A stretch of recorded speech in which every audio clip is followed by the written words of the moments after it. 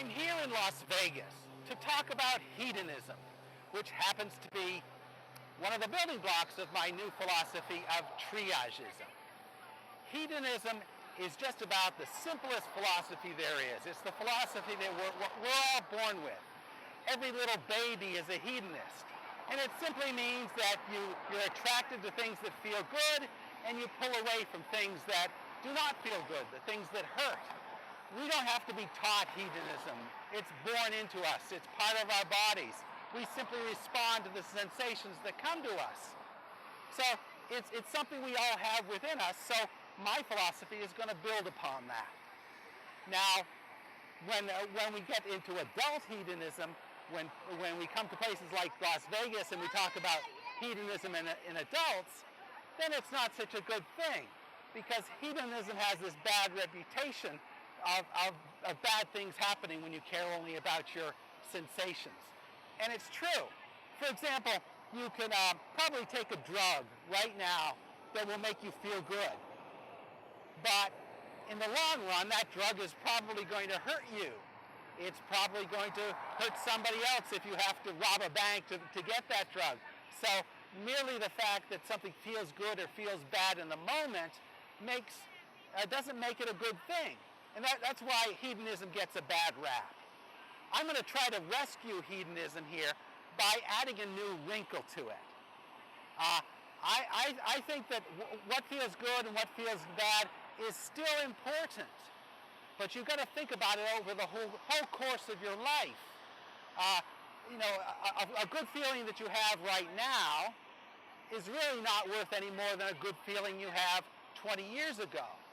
So you wouldn't invest everything you have in one good feeling right now if it's going to hurt you over the next 20 years.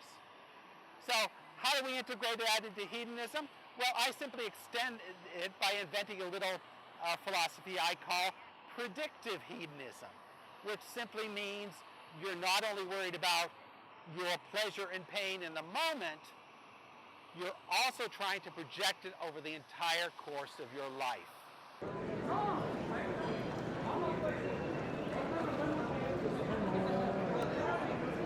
The main premise of predictive hedonism is that your pleasure and pain right now at this moment is worth no more than your pleasure and pain in any other moment in your life. Therefore, you have to look ahead and predict what is going to give you pleasure or pain in the future and arrange your life so that you're maximizing the pleasure and minimizing the pain over the entire course of your life. This turns simple selfish hedonism into something quite complex, because it isn't really clear what is going to make you happy in the future. There's no simple formula. If you look even at babies, they're very oriented to pleasure and pain, but it's not just simple pleasures like food that excite them. They also laugh at things. They enjoy certain kinds of interaction. And obviously those pleasures are very powerful to a baby. So we as adults are looking for those sort of things. We might go to a comedy club and laugh at the jokes that are being told. But it turns out you tell the same jokes over and over and over, and they stop giving you pleasure anymore. So I'm not really giving you any guidance in life by offering this, but I'm just giving you a framework to help you understand what it is you're planning for. You want to make yourself happy over the entire course of your life. Now that you know what this goal is, you can start applying triage to it. Just like we want to save as many soldiers as possible on the battlefield, your goal in life is to maximize your pleasure over the entire course of your life. That's a good enough, it's maybe not the best goal that you can have, but it's a good enough one. It gets you started. It gets you up out of the rut of just pure hedonism into some long-range hedonism. So obviously you wouldn't do things like take drugs, because although the drug may make you feel very good right now in the moment, you know that there's going to be hell to pay in some form farther down the line. There's going to be pain as a result of that drug farther down the line, and that pain is probably going to outweigh that pleasure that you feel right now. Just like it's the same for, let's say you had to do a medical procedure. You had to go to the dentist, and Hedonism would tell you to stay away from the dentist because he has a drill and he might cause you pain. But if you're looking ahead, you realize that enduring that pain right now of the dental visit might save you a whole hell of a lot of pain down the line. So that's predictive hedonism. Since if we don't really know what life is all about, we don't know where we're going, we can fall back on that as a standard for structuring our life, at least until something better comes along.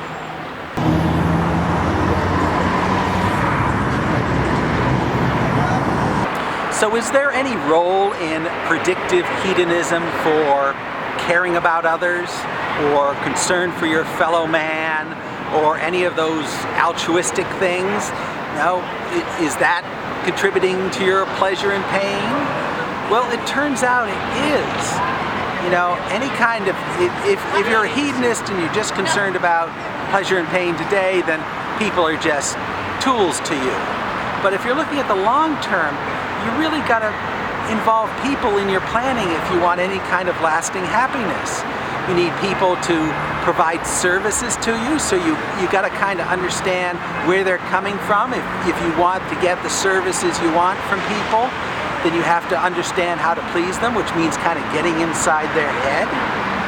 You also can take some pleasure alone just in seeing other people enjoying themselves. And it hurts you when you see other people in pain. You can't be happy when someone right beside you is wailing out in pain, because that pain in some way transfers onto you.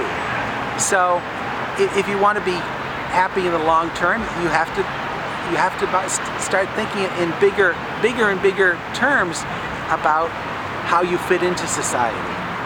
Even look back at babies. Babies, as I said, are the ultimate hedonists. They care only about pleasure and pain. They smile and they laugh when they're happy, and they cry when they're in pain. It's very simple. But the things that make them smile and happy almost always involve other people. I mean, the majority of the time it involves some interaction with another person.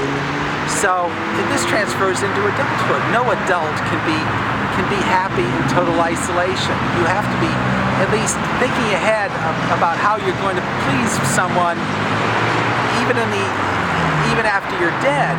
If you expect to be happy right now, you have to be thinking about your community and how you're going to address your community.